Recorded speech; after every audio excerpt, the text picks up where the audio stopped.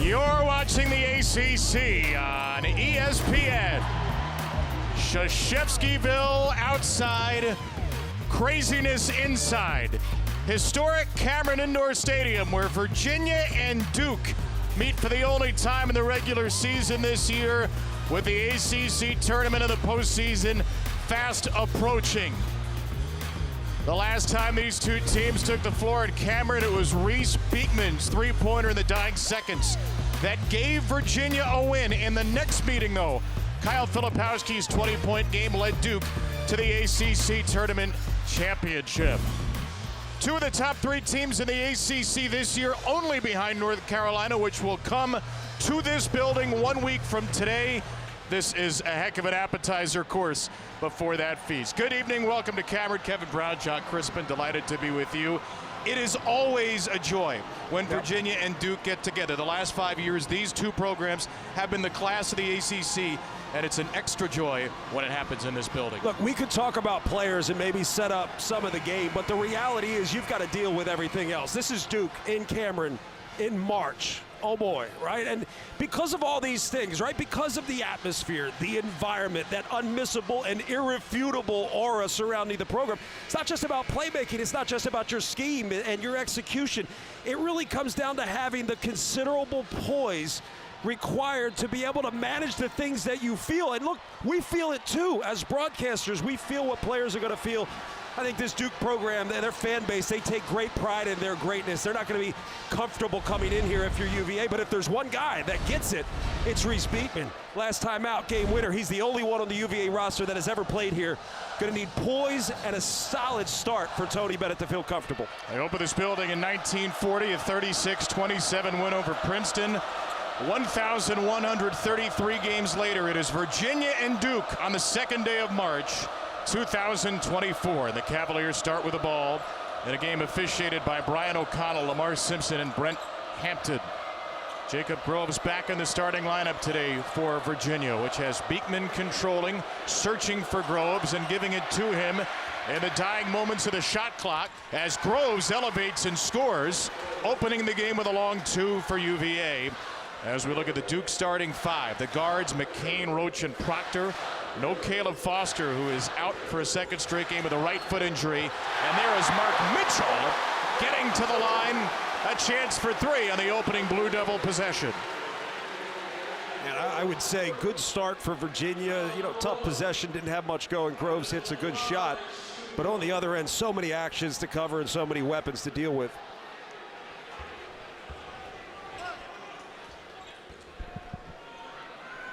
John Shire told us, shoot around, they were going to involve Mark Mitchell early because when he scores, we win. He scores the first three for Duke off the foul against Groves. Well, they win when McCain goes for 35 as well. So.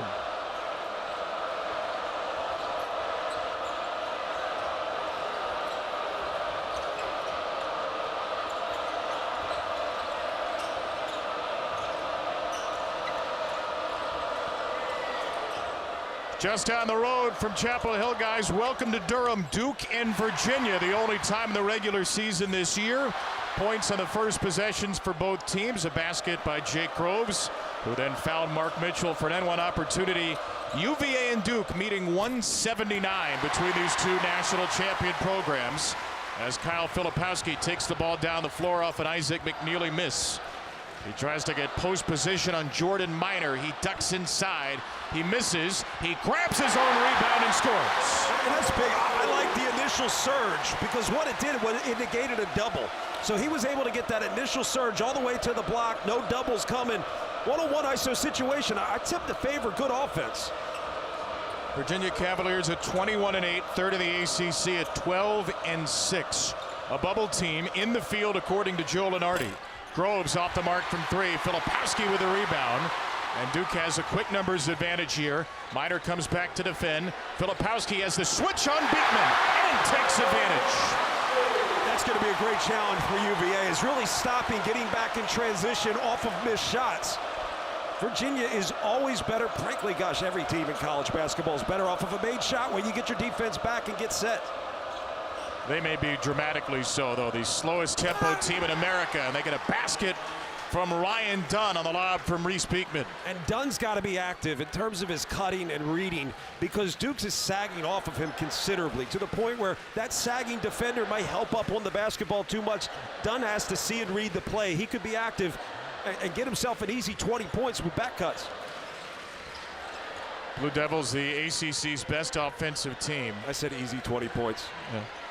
You had an easy 20 time and again at Pittman High School. Yeah, exactly. Proctor, little oopsie daisy. Tyrese Proctor in the lane, and Duke has scored on its opening 4 possessions against the 3rd best scoring defense in America. I think there's playmaking that is obvious, but what you don't see is great spacing. Spacing allows playmakers to make plays.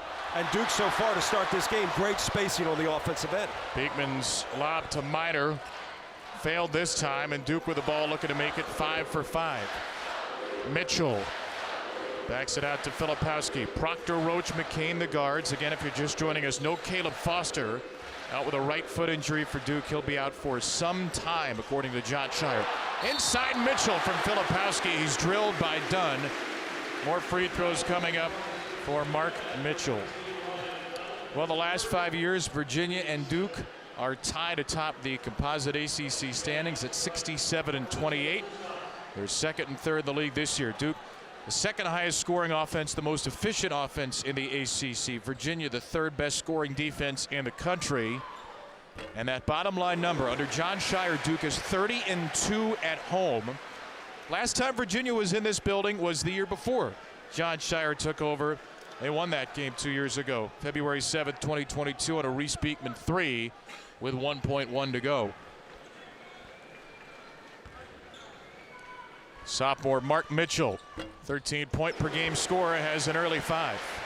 Duke has great balance, and a lot of that balance comes from A, good action, but B, good spacing. When you just play read and react, option-oriented offense, it's really not going to be about one guy or the other. Their balance makes them so dangerous.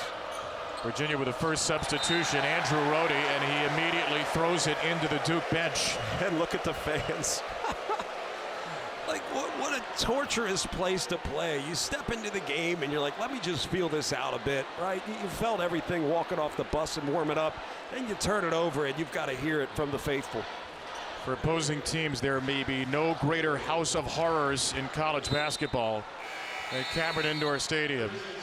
The 523rd consecutive sellout here, and this is what Duke does to you. Up 7 in the first 4:06.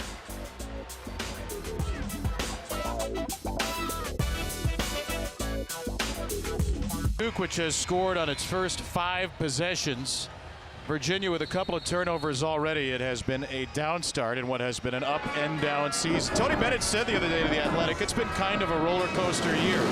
Yeah, 9-1 first 10 games. Things are great. Outscored teams by a bunch. Then they stop scoring, hit a dip, and climb back up.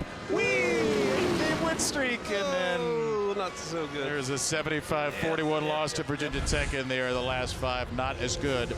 Look, Virginia's down years are many other programs' good years. Tony Bennett with a 13th consecutive winning year in the ACC, but he admitted to us today, I don't always know what I'm going to get with this team. With your stability, it almost becomes something where people are like, we're bored with stable, right? We expect championships, and sometimes it's your success that elevates those expectations to an unreasonable level. Now, should everybody play for a championship every single year? Yeah, sort of. I mean, realistically speaking, though, it ain't that easy. And the landscape has since changed, where it's going to get even harder for a place like UVA that maybe isn't the traction that some high-level transfers want. I think it's going to be a challenge for Tony Bennett, and he's probably going to have to adapt. Mitchell stuffs the shot attempt of Dunn. Virginia ball with 4 to shoot. Like, how you play has become one of your greatest recruiters. Like, kids want to know that they can come and in a way be showcased. That's an easy one. Oh, it was an easy one, and then Dunn missed it. He missed 2, in fact, and Beekman nearly had a 3rd assist. Filipowski against the freshman Blake Buchanan. Terrific find for Proctor. All set up by Mitchell cutting. Mitchell cutting to the basket on the Filipowski drive. Just drug defense down, flattened everybody to the point where Filipowski could make that pass. Good to get Proctor going open from 3. You get Proctor, Roach, and McCain shooting the 3. Game gets really easy. They are one of the best three-point shooting teams in the country, Duke, and they were well near the bottom last year, ranking in the 200s nationally. Beekman off the spin. Beekman front of the rim, no. Virginia's 2 for 9 with 2 turnovers. Duke is 5 for 7 without a turnover. Mitchell. There you go. And there is the first turnover. A travel against Mark Mitchell. Spoke it into action. Like, this is a good find by Phillip. There's the cut, right? And look at the defense. Freezes. You cut across the face of a defender. They can't help but to at least watch you. It's like the beehive effect in micro mini soccer. They just follow the ball. It still happens at this level. So if you could face cut somebody and he's a secondary defender, even not yours, that defender likely flows with you. Duke already with 2 7-0 runs in the game. Virginia looking to cut into that with McNeely, a terrific shooter. Beekman, that was kicked by Filipowski. Reset the shot clock to 24, Virginia. Yeah, one of the things for Duke, too, is when you watch him shoot around in practice, what you look for is like the improvements on the defensive end. Are they physical, or are they, about your rotations, or is it about your communication? Which then goes back to that other point, which is continuity. Something John Shire talked about earlier this year when I had them against Louisville. Talked about the continuity, dealing with injuries, and helping guys find continuity with one another. It's something you need to develop. The more they play together, the better they get at communicating. The better they communicate, the better defensively you get. Caleb Foster's out again today. They've had some nagging injuries here and there. Have not been full strength for much of the year as Beekman wraps around and scores his first basket. See the graphic there. It's been about a third of the games this year Duke has been without a starter. Tyrese Proctor was in a concussion protocol a couple of games ago. Mark Mitchell's missed a couple of games. No major season-ending injuries, but they've had problem establishing a lineup, and John Shire said establishing role definition. Yep. Filipowski going to work on Buchanan, and he muscles it in with a left. An early 6 for Filipowski, who is putting his stamp down on this young Virginia front line. Well, and you look at that, you say, well, kind of a non-committal dig down, maybe non-committal double. Well, it's hard to overcommit when you have three-point shooters around the perimeter and a great playmaker and passer in Filipowski. Buchanan maybe could have taken a step further there, floated it long. A rebound for Tyrese Proctor, slashing into the lane. Here's Filipowski for 3.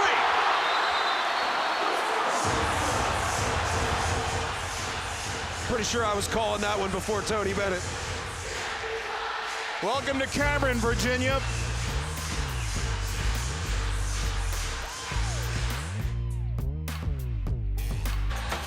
Wow, hot start for the Blue Devils and Kyle Filipowski. I don't know if you would have said this last year, but he's been the physical aggressor here, attacking in the post, welcoming the double in this one.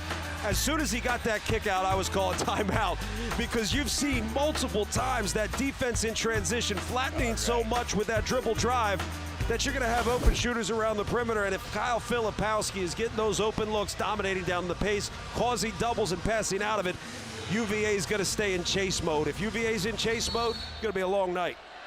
Trying to be on the first Blue Devil to lead Duke in points back-to-back years since those names. Marcus Nelson did it in 07-08. And yeah, that's the players who've scored 1,000 points in 2 years. That's the aura, the Millennium, though, right? That adds to the aura, right? The history. It's Coach K court, the dominance over the last few decades. And you're not just playing against the players on the floor. It's almost like you're playing against the history of players that have come before these guys. And I think that all adds to what makes this place special. Reese Beekman at the other end, a chance for a three-point play. Filipowski picks up his first foul. And that's a good response out of the timeout. Now, Reese Beekman, tough drive. He's a physical guy. He understands what it takes to win at this level, not just play at this level. The question is, can you find some stability in this game? That's hard to do when Duke's off to the start they are. All 9 Virginia points either scored or assisted by Beekman so far. He's put in 5. He's set up the other 2. Coming off a big game Wednesday in the win at BC.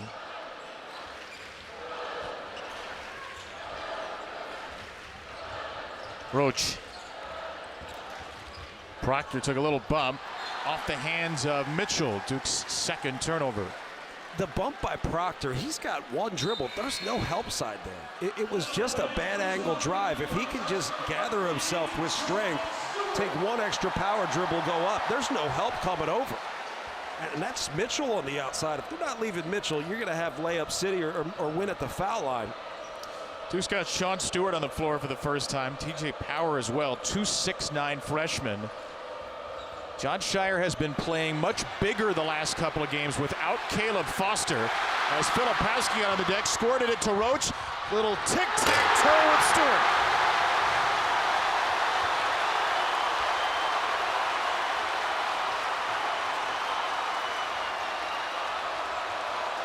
These fans are ruthless, and I love it. McNeely at three. Well short off the right hand of Buchanan. This arena is the world leader in layouts for broadcasters. Yeah, you're right. I even did it. That's a record. Hey, tic-tac-toe? Is this what you called it? Maybe a little ping-pong, give and go. What do we want to call it? Either way, transition's been a problem, and Duke continues to roll.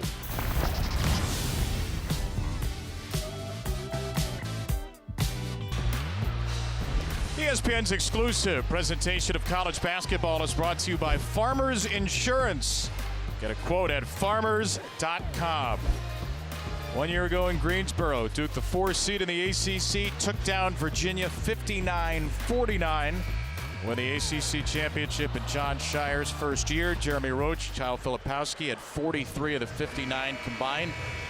Duke's going to try to make it 2 for 2 for John Shire. They got a big game next Saturday, of course, when UNC comes to town.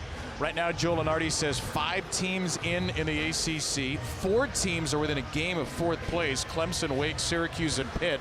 That double bye with the ACC tournament 10 days away in Washington, D.C. Those 5 teams, by the way, Carolina, Duke, Clemson, Virginia, and Wake Forest, which is one of the last teams in. Right now, Wake's leading by 9 at Virginia Tech, which would be a terrific win for Steve Forbes' group. Here's Jeremy Roach. First missed 3 of the game for Duke, and it's right into the hands of Stewart. The freshman from Windermere, Florida, has got a couple of buckets. Sometimes the worst misses are the easiest offensive rebounds. I say sometimes, I mean a lot of times. Part of the reason the three-point shot has become such a revolutionary concept. You get more offensive rebounds when you miss them. Well, but it's also the movement and the spacing, right? It's really hard to box out when there's so much space to cover on the floor. That's not going to work. Dante Harris's first shot is one he'd like to forget. Filipowski from Proctor in the lane. Filipowski. There's just, particularly in transition where the defense is really scrambling to get set, see the ball, contain the basketball. There's not really much of an answer for Kyle Filipowski in space. There's no double, and there's really no dig down because of his ability to pass. Filipowski single-handedly outscoring Virginia right now. And Duke with 16 of its 25 in the paint. Blue Devils have missed 3 shots. Foul. McNeely is fouled from, it appeared behind the arc. Wait for the signal from Brian O'Connell. And looks like he says a 2-shot foul only. 3. It's a 3. Did he signal 3? Yeah, his foot was over the line. Over the line or behind the line? No, the right foot was on the line. It was over the line. Sean Stewart with the foul. I mean, look, we are like kind of bird's eye view. We probably should be able to see this. So one official throw 3 fingers up, another throw 2. Do you want me to go on my rant about reviews? Is that a good time for that? Well, I have a promo card in front of me, so I don't know if we're going to do that now or between free throws. It'd be a great thing for UVA right now, right? Just a little review, reset. You may have time. Read your promo. All right. Hey, coming up next here at ESPN, John, it's a Sonic blockbuster in Tuscaloosa. The top 2 teams in the SEC, number 4 Tennessee, number 14 Alabama. Volunteers won by 20 in the first matchup. Dan, Jay, and Jess will have the call right after this game here on ESPN. How many 3 attempts for Alabama? Over under 30. What do you think? I mean, when I saw 50 or 52 the other day, I was looking for like loopholes in the NCAA rule book to find eligibility. Like, that's awesome. Like, even I think that's crazy. Yeah. Space and pace, I guess. Yeah. Well, let her fly. They go in. Good luck. Stewart, nice. Terrific find. Filipowski's got 13, and Sean Stewart playing really good minutes, the freshman in the first half. You know, they're getting extended. Good ball movement, east to west spacing, good movement, and then good read and react offense. That's what it is. That's a read, slip to the basket, great find. Ball never really hit the floor. Ryan Dunn spins right into Filipowski. It's knocked away. It's a Duke takeaway. The 4th Virginia turnover. They have as many turnovers as made field goals. You're rough. I'm honest. I guess. Filipowski posting Minor. Double team came a little bit from Dunn, who deflects it. Proctor in the backcourt with 10 to shoot. Ryan Dunn, a superb defender, is all over him. Proctor with a step back 2. In and out.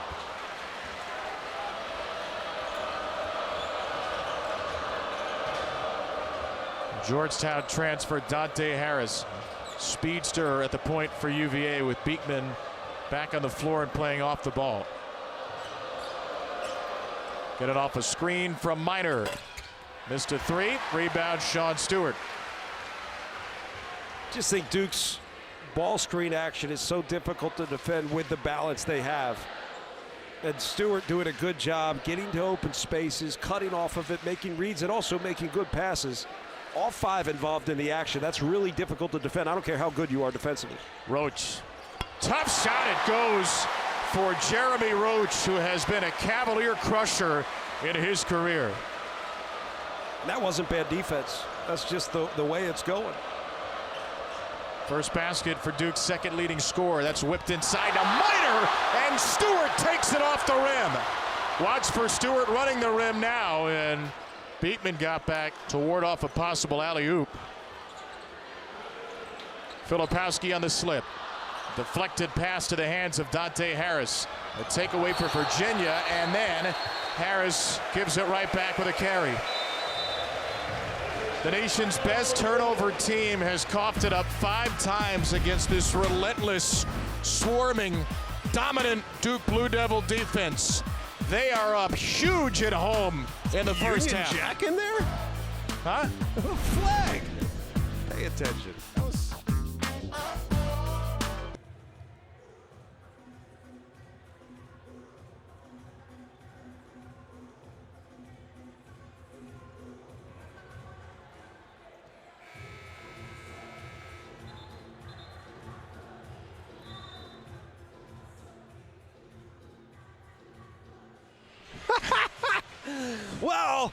Well, yeah, apparently. Geography major John Crispin to my right. The history guy, not geography. It's definitely not the Union Jack, and there's a reason why. Kevin, explain it, please. Yeah, well, first of all, Kyle Filipowski's outscoring Virginia, just to acknowledge the fine graphic put together by our folks. John thought the Australian flag was the Union Jack going to break. It was not. Tyrese Proctor is from Australia, and he plays for Duke. So there you go. I have one of those, broken two-way educations, right? Half Penn State, half UCLA. I think I just missed that part of school. Right. Yeah, they teach flags of the Southern Hemisphere junior year at State College, but sophomore year at Westwood, obviously. Here's McCain, who's yet to score, and yet Duke is 12 for 16. 2 for 3 from 3. Balance. 3 for 3 from the line. Balance, Kev. They really, when you have so many weapons, you can play to individual strengths, and it's really tough to cover. And even Ryan Young getting after it down low in the row. Wow, man. Wow. With tenths of a second remaining on the shot clock, Young is on the score sheet. He's a 6th Duke player to score in this first half, and Duke is 5 for its last 6. McNeely got a look, but it was too clean. An illegal screen called against Jordan Minor. I mean, this is good poise in a late clock situation. It's playmaking, right? And you look, there's 2 guys covering the basketball. You just have to make yourself present. And where you're present, where you should be present is where you can get a catch. Ryan Young does that very well. Time and score, he understands. He's got to get a shot up quick. 5th-year player, started at Northwestern. This is game 151 in the career for Ryan Young. And he hasn't played a ton this season, but you think he'll be a big part for them down the stretch, right? It was big right there as he gave it to Mitchell for the easy 2. Just watching his eyeballs, he's got a good feel for the game, right? He saw where 2 were coming at the basketball, and he knew where the second defender came from, and Mark Mitchell made the right decision to cut. It's good basketball. That's all that is. It's an 8-0 Duke run. They've had 3 runs of at least 7-0 in this game, and Beekman airballs one from in the paint. He may hear about that from a fan or 2. You think? Virginia 4 for 17. Here's TJ Power. Young gets up for the offensive rebound. Tries. Tipped to Beekman. Trying to steal a basket on the break, and Beekman can't finish, but he will shoot 2. When you have so many weapons and when you space really well, it's hard to keep the ball from moving. I mean, this is just masterful. That's all that is. Ryan Young, active eyeballs, kind of feeling the game, makes the right play. Mark Mitchell finishes. Everybody's involved. Even the decoys are involved, and they don't get enough attention, right? McCain may not have scored, but his defender's not leaving him. So in a way, you want to celebrate and reward that just like you reward the outcome of a made basket. Free throw's good for Beekman. Duke's coming off a win over Louisville Wednesday where they had 23 assists on 32 field goals. That's their most assists in an ACC game this year. 8 assists on 14 makes tonight, leading by 20 against this good Virginia team at home.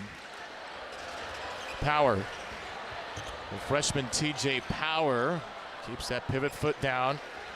A lot more minutes for him and Stewart in the first half with Caleb Foster out. Mitchell again, he's got 7 in the first half.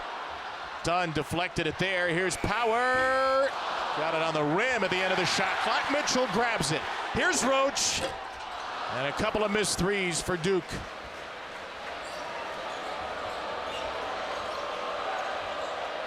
Virginia yet to hit from 3. They have yet to really been able to get into their offensive action where you can establish and figure out what's going to work, right? Whether it's the flare screen, re-screen, it's a difficult thing to cover. This is just throwing the ball around and taking a shot. Good contest by Young. The shot clock should not have reset, though. And that's why Brent Hampton blows this play dead. But I go back to that. A solid start with good poise for a team that has only one guy who's ever played here. That's a lot to ask. And the solid start is not outscoring your opponent by 10, 15 points. It's really just feeling out the game without losing the game. And that's been the biggest challenge. What I would like to see if I'm Virginia is get into some of the flare screen, re-screens, run some of your offensive action, explore some of the counters within that action based on what Duke is doing defensively. And I think Duke has had a good game plan. You know, baseline runners, double screens, they're switching out on that. Good communication, flare screen, re-screens. They're communicating well there, but you've got to explore the secondary options you have within that action to start to attack Duke with confidence. Do you think Isaac McNeely's thinking about any of that right now? In a sea of waving hands? What about Andy Katz, who's right in front of him? Look out, Filipowski!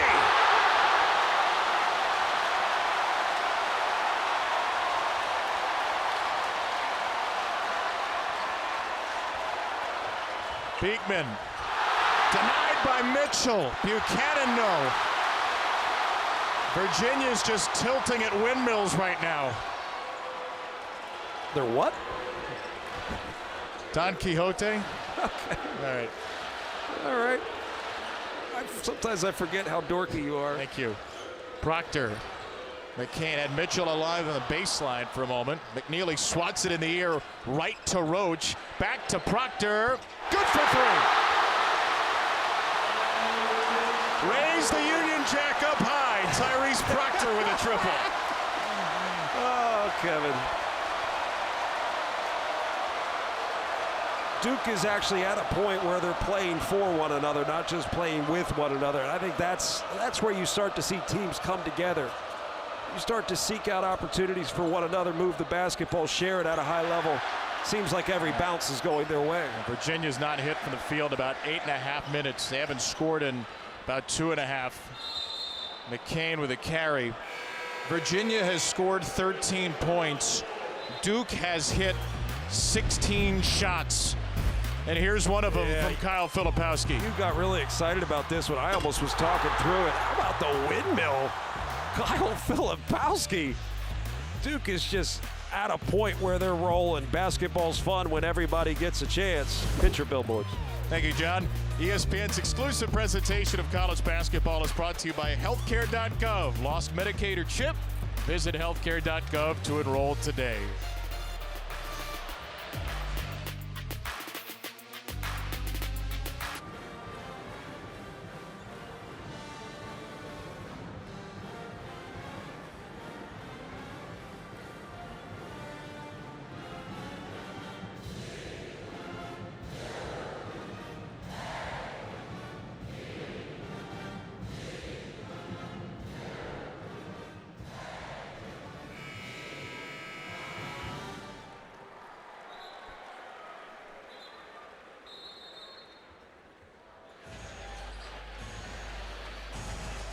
Guys, how about 16 for 24, 26 points in the paint going right for Duke right now. They're +7 on the boards, they're +3 in the turnover margin, and not often you see a 7-footer John with a windmill delivery. No, this was pretty nice. This has just been an impressive start, and it's really both sides of the ball. I think defensively they've been really locked in with one another, which is important. The communication is there. Their execution in terms of their scheme, their game plan, it's all there. There's a polish to Duke right now that makes them dangerous. And people have that conversation, well, are they Final Four good? There's like 30 teams that can make a Final Four this year. It's really about how polished you are and how anti-fragile your success is. Because I use that term a lot. I think success is very fragile these days. And you've got to be polished to withstand different schemes, different styles. And right now, Duke seems to have that. Rare three-point attempt for Ryan Dunn is off the mark. Virginia has missed its last 10 shots.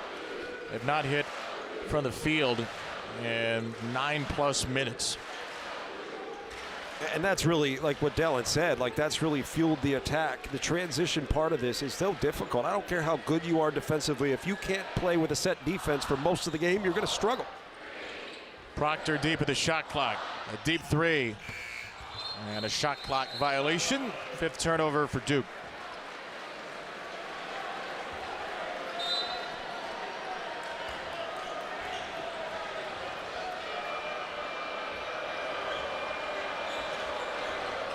Reese Beekman with 7 of Virginia's 13.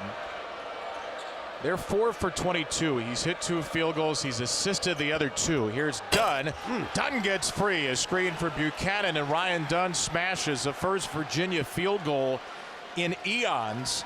In fact, since the 12:41 mark, so a 10-minute drought without a field goal is snapped ferociously by Dunn. And Dunn has to be aggressive. If they're going to sag off a Dunn and he's going to be able to get a catch, you've got to be ready to make your move, just as he did on that last possession. Filipowski bodied up by Buchanan. And if you don't, you're playing 4-on-5 the whole night. Here's McCain hanging and hitting. And the freshman Jared McCain, the likely ACC Freshman of the Year, is on the board.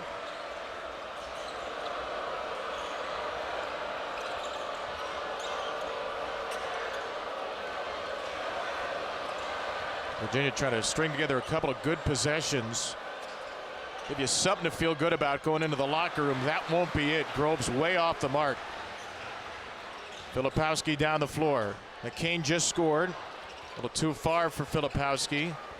Will back into Groves. Has a big advantage on him physically, and yet Groves has a blocked shot, only his 7th of the year. Well, Groves did a good job of anticipating the spin, and his balance is what made that play. Here's Buchanan around Mitchell. Mark Mitchell's called for his first foul.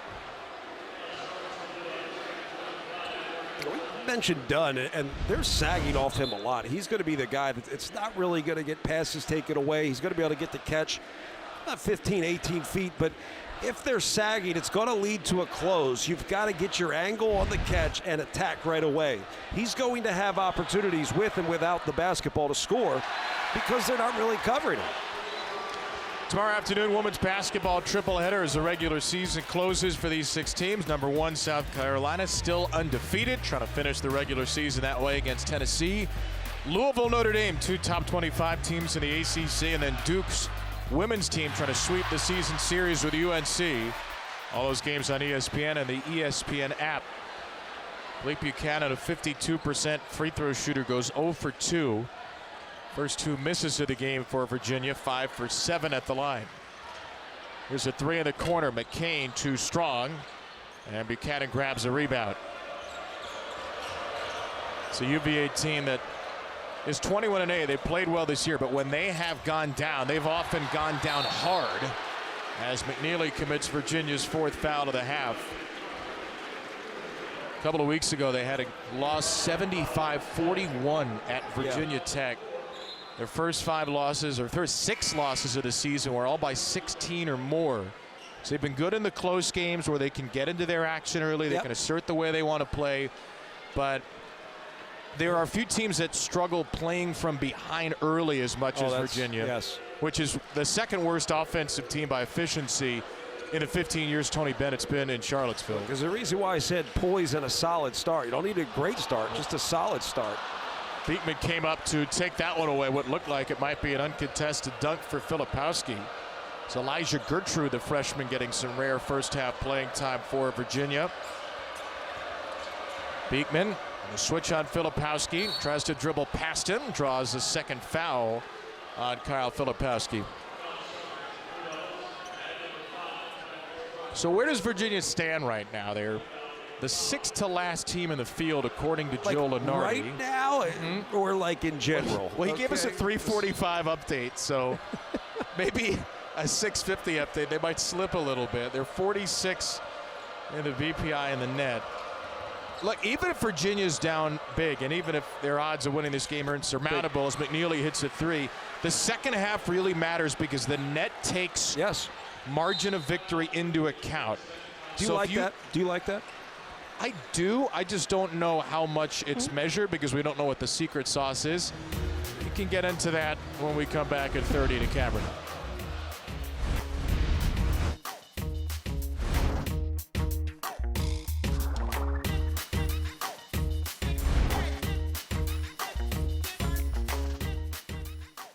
At 13.3 to go in the half, because you asked the question, I'll pose to you. Do you like that margin of victory matters in terms of selecting NCAA tournament teams? No, not really. I mean, I think the conversation like Coach Greenberg brought up, like the Big 12 scheduling, their strength of schedule, and where they blow a lot of teams out early and then they beat up on each other, and there's like 15 tournament teams there, right?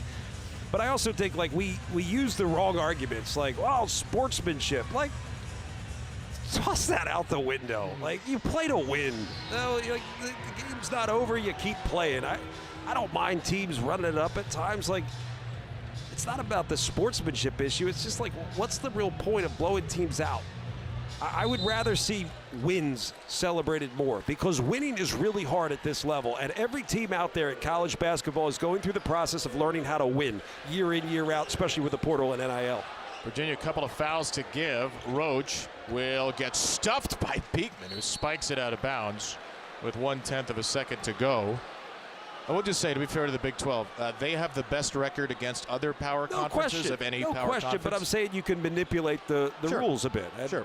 It's not taken away from anything. I mean, this would have to be a tip. Can't catch and shoot with 1/10 of a second, no matter how much Duke tried. That's one of the only things Duke didn't do well in the half. The fewest points they've allowed in a half this season. Virginia 6 for 26, Duke 17 for 29. Wow. What a half by John Shire's bunch. Let's get you to the studio, KC and DC, to make sense of it all.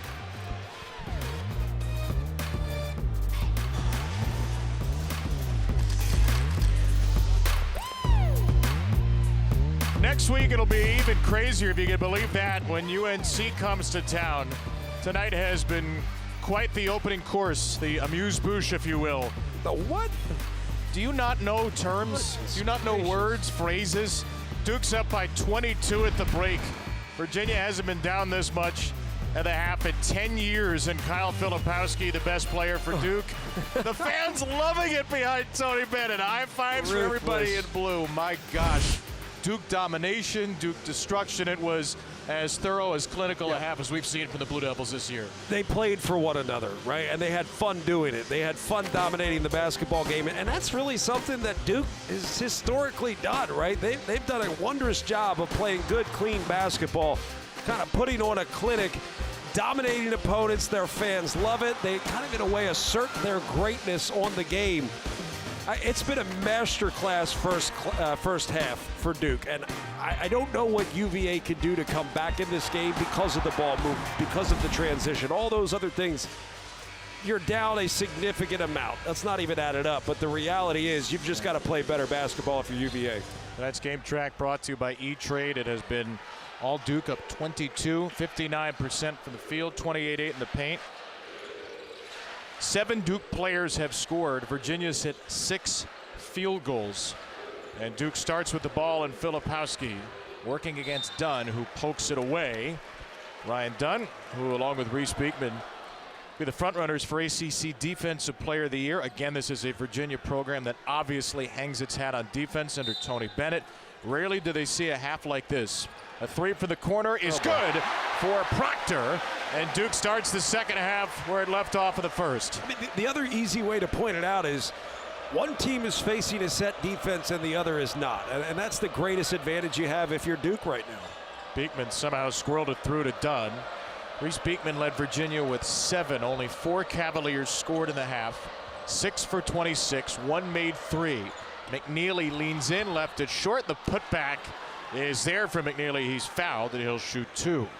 Now, the initial attack in that play almost led to a turnover, but the rest of it was good. It was good ball movement. They were starting to work together, getting into actions where they got an open look. McNeely just kind of short-armed the first attempt, but he knew exactly where it was coming off.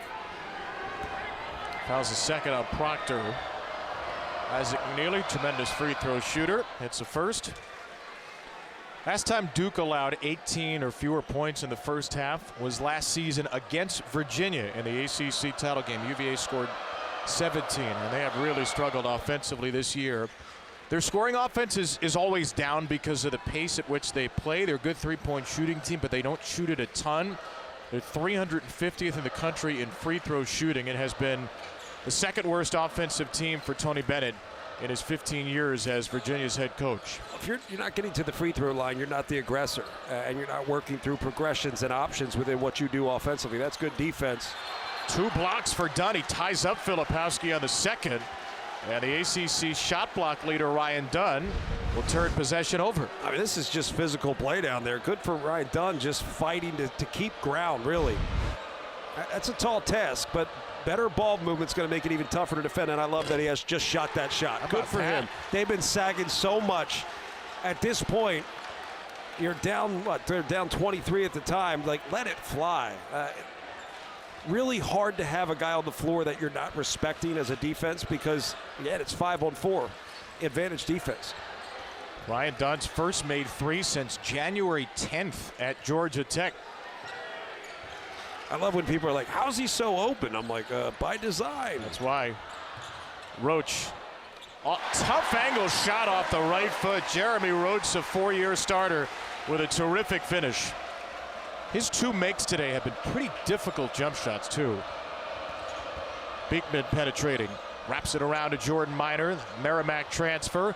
Beekman alone in the corner. And back-to-back threes for Virginia. So let's see if Virginia can find a little something. Called along 2, actually, for Beekman. Let's see if Virginia can find something by getting their defense set. Duke just has so many options, so many weapons, good action, good ball movement like they had the first half. They're going to be able to pick out their options. There's Mitchell, who got going early for Duke. Drives it and gets hacked by Minor. Hard foul, Jordan Minor, second. I would argue almost, maybe, that there are more fouls on the dribble than there are even at the rim. I mean, that's a hack job, but you watch the ball handlers. Remember, we had the freedom of movement, point of emphasis, so what do? We just blew the whistle every other second. We've gotten away from that a little bit, but there's got to be a middle ground where you can't ride the offensive player and check with your elbow with the body. Easier said than done. Still a physical game, but I just think somewhere in between, you got to free up the ball handler because we're doing a good job of allowing that wall up at the rim, but more plays at the rim. Good for basketball. Remember, call the first foul was a post principle. That's the dumbest thing in the world, though. Call the first foul on the drive if it's I mean, but you got to do it early where you establish what you're going to call, and it's up to the players to adjust to it. Beekman driving it into Mitchell. Reese Beekman's got a dozen, and Virginia much better offensively to start this half. Like, you're a baseball guy. It's like a bad umpire. If he's bad but consistently bad, it's up to the players and the hitters to adjust to it, the pitchers to adjust to that bad strike zone. Call the low strike early. You better call the low strike in the ninth inning. Exactly. McCain catch and shoot. And around and out, Filipowski crashes, and it's out of bounds off Dunn. Offensive rebound for Duke with 20 to shoot. It's good to see Virginia play a little bit more freely on the offensive end. Just be on the attack. Get to the free throw line. Finish at the rim. I mean, be the aggressor with absolutely nothing to lose at this point. Mitchell inside against Minor. Position for Mark Mitchell. And he's the third Blue Devil into double figures. I think Duke fans can appreciate the development and maturation of a guy like Mark Mitchell where, you know, more of a, I don't want to say a finesse guy, but he's really developed in terms of his ability to manage and handle his body and that contact and finish through it. Something you have to adjust to throughout the course of the season. Here's a steal off the hands of Dunn into the hands of Roach. Here comes Proctor with a jam. Do you want to make a joke about the Union Jack flying? Limiting myself to one. Virginia is right at its season turnover number, which is the smallest such number in Division I. Beekman into Filipowski. Minor deflects it into the hands of his teammate. Andrew Rohde loads up a short three. And Filipowski will guide it out of bounds with Duke leading by 23. I told you I wanted to get this in if the game permitted, and I do feel like the game permits it. I've got to mention the Pittman High School boys basketball team. My hometown, my nephew Elijah, won their South Jersey championship today. I guess that means they're in the state semifinals. I don't know how things go anymore. Everything changes too fast. But congratulations to Elijah Crispin and the boys. My boy Ronnie Myers, the head coach. My dad's a volunteer assistant and superintendent. So congratulations, boys. That's fun stuff. Roach with a basket, and Elijah joined the Crispin 1,000-point club earlier this year, too. He did. How many are in that now? Like 5. Joe, Carly, Elijah, you. My dad. Here's Buchanan over Filipowski. Here's a nice finish for the freshman Blake Buchanan from Coeur d'Alene, Idaho. Well, part of it is they're just getting into offensive action. The secondary part of it is like, look, Duke, can you bury an opponent? I think that's important. Mitchell into Buchanan. Trying to do so offensively. 40 points in the first half. Duke's got a dozen in the first stretch of the second. Yeah, when Duke has gotten set and got their communication going early on the defensive end, they're able to make things happen, including this, right? Breakout plays, easy dunks at the rim, go get your defense set. Duke still has to work and put this Virginia team away.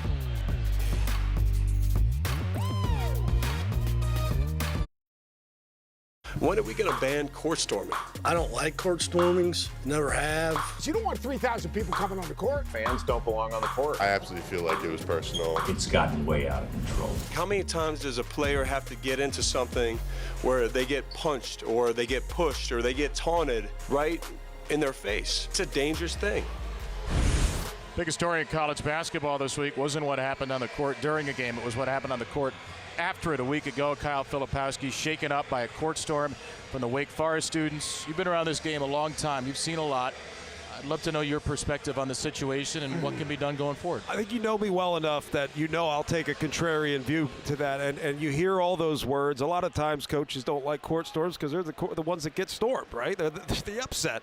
We get that. It's Duke. It's Kentucky. We know all about that. But the reality is I would rather be a little bit more of a critical thinker than a reactive thinker. We do that a lot in college basketball. We overreact to a team that plays well. They're the best team in college basketball. Till they lose, now they're not. Somebody else, right? We overreact to a lot. And the reality is, it is both awesome and dangerous at the same time. Don't take away something that students will show up for.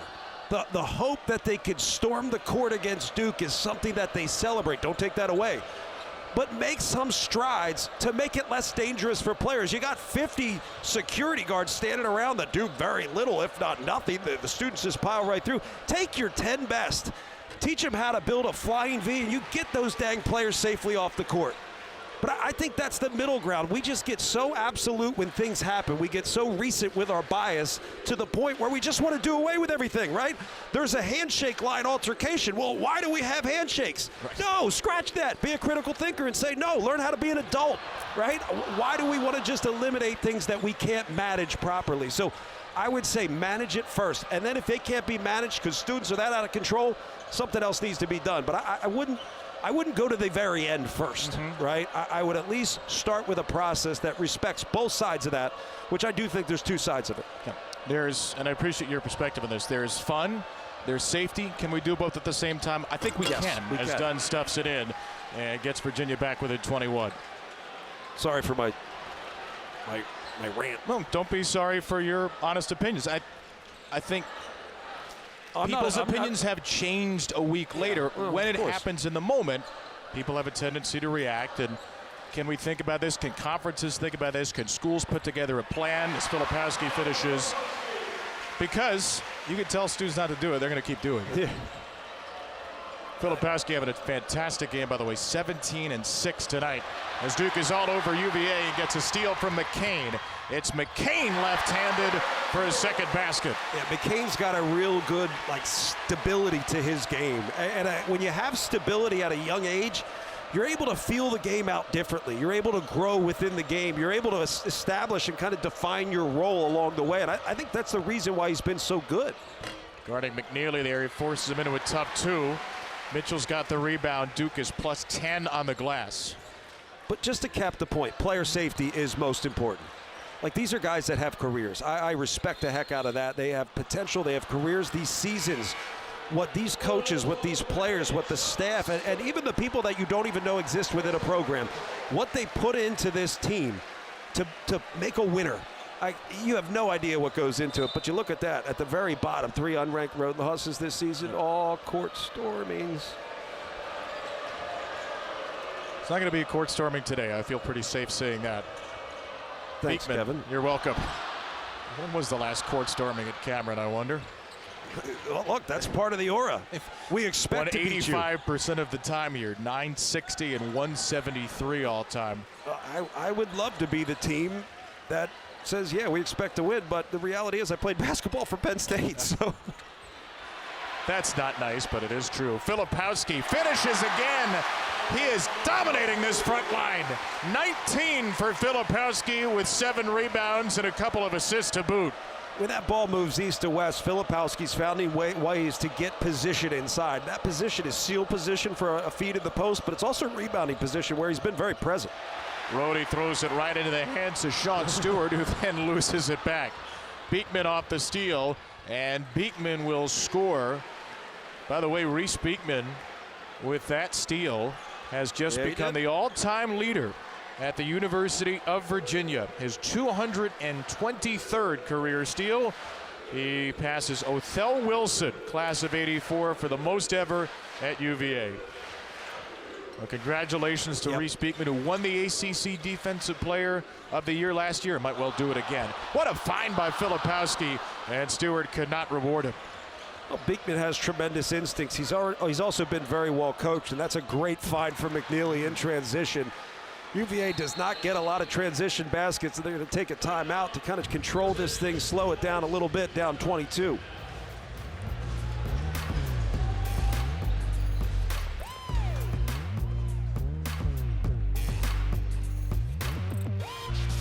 Kyle Filipowski, we can talk about 19 points, 9 of 13 shooting, 7 rebounds, 2 assists. Really, that doesn't say anything about his game. His game is so versatile in the sense that you can play through him. He's a ball mover. Defensively, he's been much improved from year to year. Yeah, the dunk's cool, but the reality is, man, yeah, these are big shoes. Kyle Filipowski has figured out how to win at this level, and I wanted to take a step in his shoes. It didn't feel so good. Yeah, there's a reason why I'm doing this, and I guess that ship would have sailed a long time ago. What is your shoe size? I'm a 12. Oh. Very average, Kevin. I'm just average across the board. Yeah. But Filipowski, I want to finish the point, though. Filipowski really gives you a different versatility because you can play big with him because of his ability to play around the perimeter. You can go small and play him as a big. I mean, there's so many dynamic lineup options that John Shire has, and a lot of that centers around Kyle Filipowski. There's a 3 for TJ Power, the freshman from Shrewsbury, Massachusetts, with his 11th triple of the year. Now, John Shire said of Filipowski, when your leading scorer, when the guy who's been the #1 guy in the scouting report for 2 years is all about winning, that's contagious. And when you see the way Duke has shared the ball of late, you see why it's contagious. But winning is not just wanting to win. Right? Like, everybody wants to win. Are you willing to do the things that are necessary that put you in the best situation to give you the highest percentage chance of winning? Those are habits. That's welcoming accountability. All the things that I know Coach K programs always had, which was good habits, accountability, playing for one another, the discipline. I think that's something that the Duke program still showcases. Turn around for Proctor, boy. Duke has hit some open shots, and Duke has hit some contested shots. Well, there comes a point where you're just playing ball, and Duke right now is able to just play ball, have fun, kind of explore some things, including a trap here. Beekman passes it across the entire length of Durham to set up Groves for a 3. Beekman with 6 assists to go with 13 points and 4 rebounds, and Jake Groves hits his first from deep. By the way, Reese Beekman now 3rd all-time at Virginia in assists. He passed Jeff Jones for 4th today, so he's moved up to 1st in the steals list and 3rd in the assist list all-time in a decorated career in Charlottesville. These Cavaliers have a big hole to dig out of here, though. It's all Duke in Durham.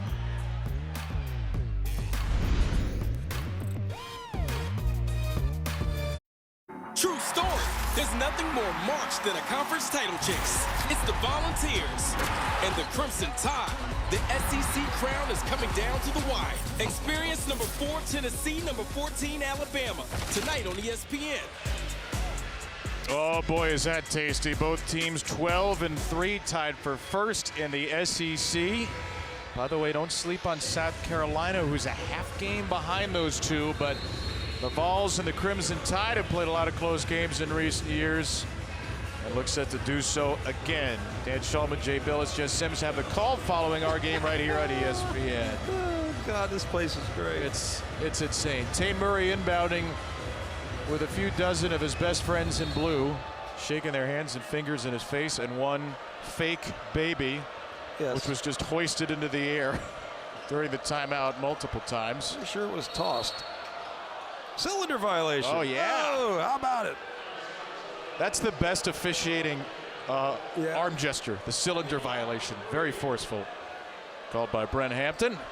But it is, and the truth is, it's probably like holding, where you could call it every single play. You know, holding in football. Yeah. Thank you for clarifying. Not holding in polo.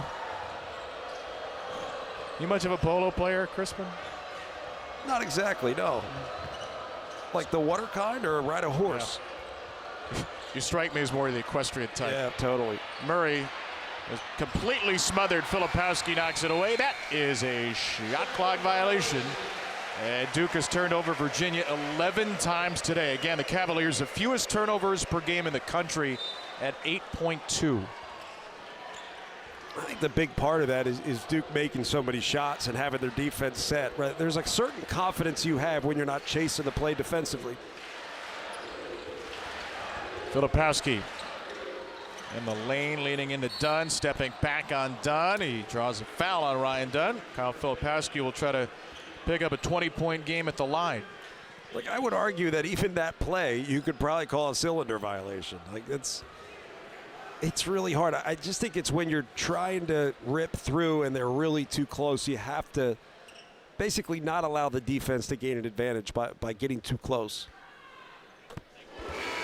66% free throw shooter, Kyle Filipowski, who had not shot it quite as well the last couple of weeks. Turnovers were up, but John Shire said this before the game. Look, nobody has more assists for us in ACC play than Kyle Filipowski. He has 2 tonight to go with 21 points, 7 rebounds, and he's only committed 1 foul. That's been an issue for them this year, too. Early foul trouble against Filipowski. And this game had a really good flow to it in the first half. There were only 9 fouls total, so it was up and down, and Duke was able to find a good rhythm, obviously making shots, getting defense set. And pretty much all basketball players, they're rhythm-based. You shoot a higher percentage when you shoot an in-rhythm jump shot.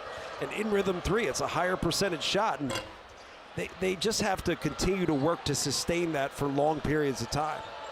Off the Gertrude miss, an offensive rebound for Ryan Dunn, who's got 9.6 rebounds, 3 blocks tonight. He and Beekman and McNeely have scored 32 of Virginia's 39. As that shot by Harris hit nothing, and the Cameron Crazies make sure he knows it. Ruthless. I'd say perfectly ruthless. Yep.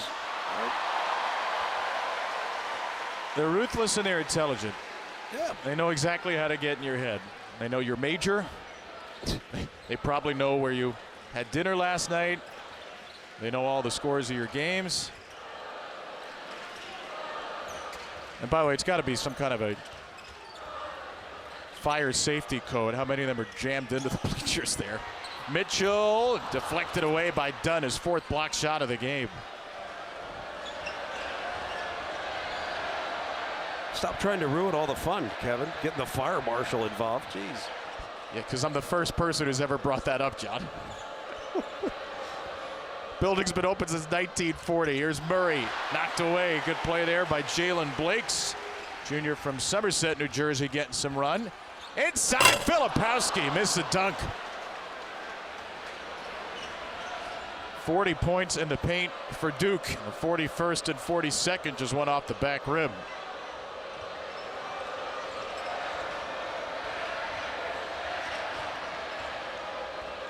Gertrude crossing his way over Mitchell.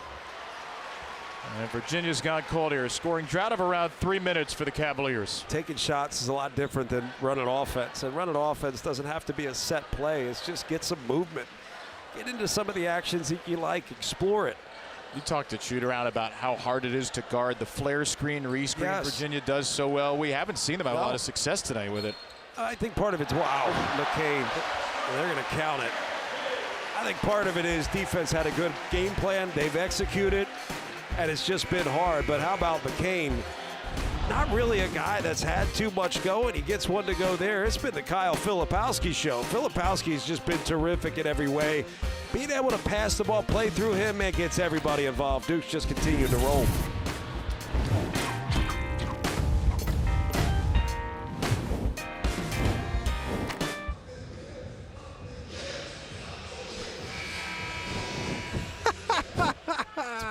Dallin couldn't help himself, could he? Oh, Dallin. Yeah. Thanks, DC. I love being in studio with Dallin. Why is that? He keeps it very entertaining.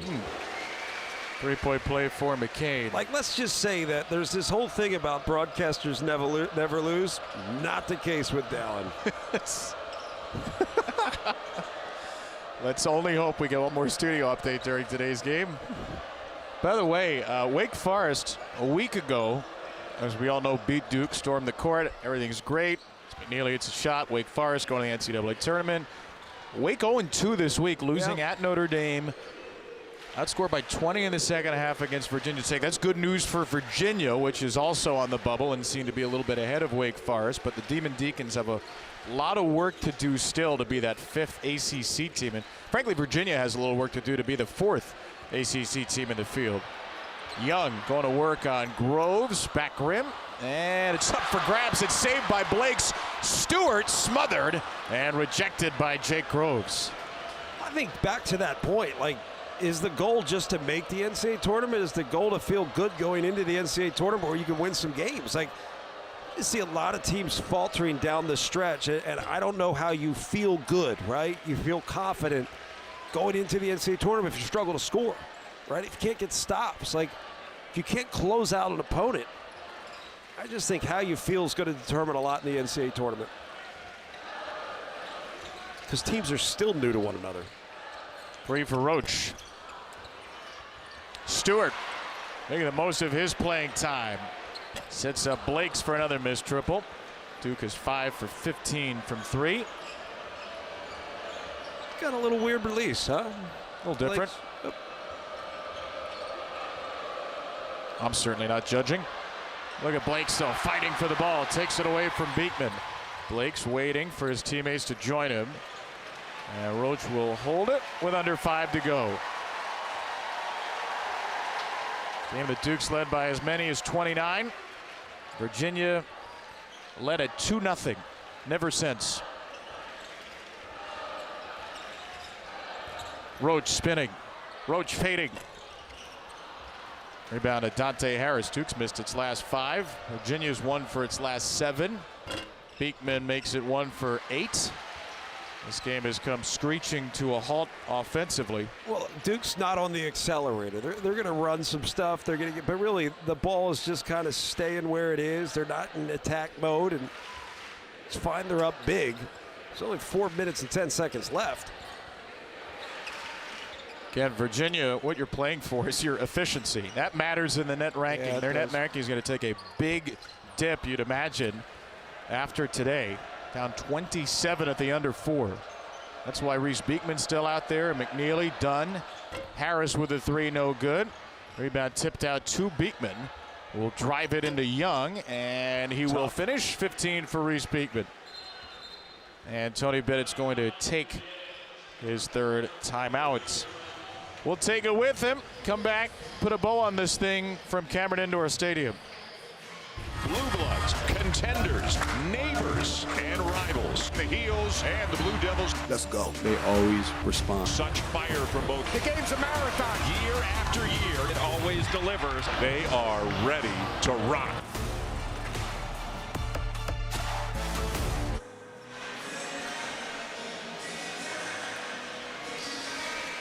Guys, we look forward to that. The nation's #1 team. Player of the game here brought to you by Voya. It is Kyle Filipowski. 21 points, 9 of 14 from the field, 7 rebounds, 2 assists, 3 steals, and even more that goes beyond just the stats. Everybody got a little jacked up here, Kevin. Why? Yeah, because Spencer Hubbard is in, the walk-on guard, wearing 55, 5'8", 157 senior.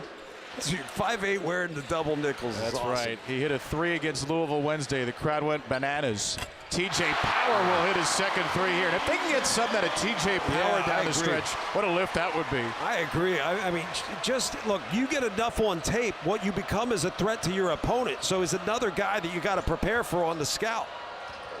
Number 32 in the country, coming out of high school, freshman for Massachusetts.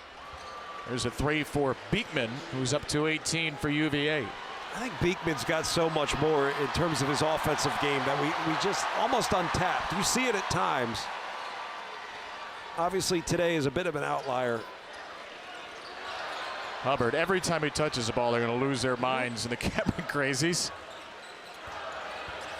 There's Young into the body of Groves. Young finds Stewart. He finds the rim ferociously. Beekman fouled by Hubbard.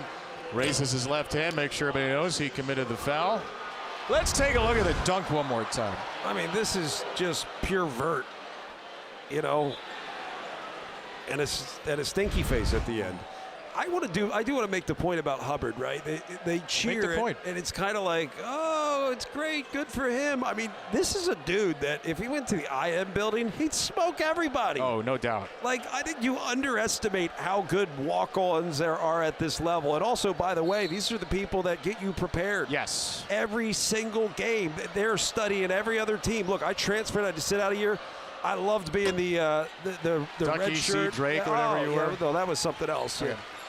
But no, like being the scout team guy, like there's a certain pride in it, and that's ultimately what this reward is all about. Yeah. You're rewarding guys that are dedicated to the team but never really get to pay it off. And oh, by the way, they're pretty good. Yep. Power. In and out, would have been his third 3. Blinks out. Hubbard! No.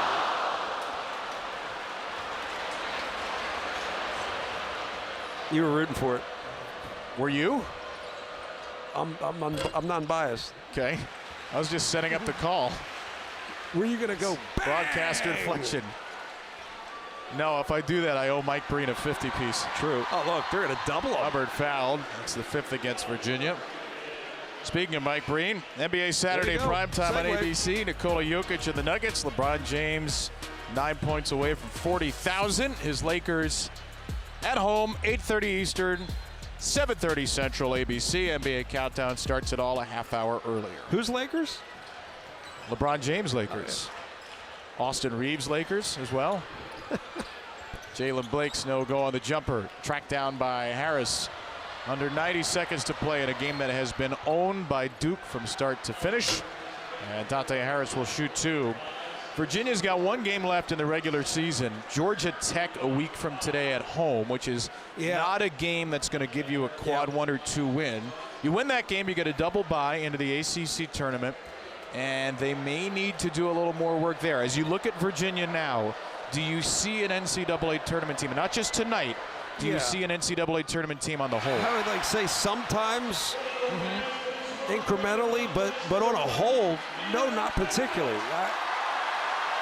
I hate to say that. It sounds insulting, but when you create offense, I have a tough time thinking you're going to go to the NCAA tournament and win games. You've got to be able to create offense. You've got to be able to score enough to be able to get your defense set. They were never able to do that. They were never able to slow down the attack from Duke. I do think they have it in them, and I got to say, the week might be the best thing for them. Sure.